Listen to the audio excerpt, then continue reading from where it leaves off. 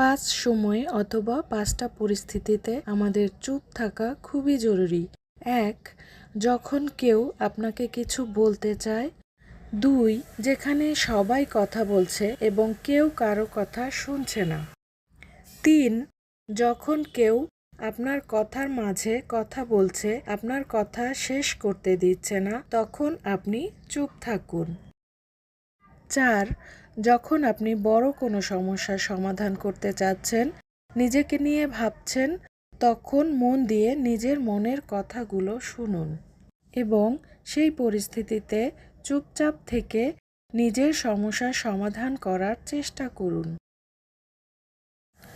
৫. যখন আপনি সুন্দর কিছু উপভোগ করতে চাচ্ছেন বা উপভোগ করছেন, তখন চুপ থাকুন এবং সেই উপভোগের কাজটা পরিপূর্ণভাবে সম্পূর্ণ করুন।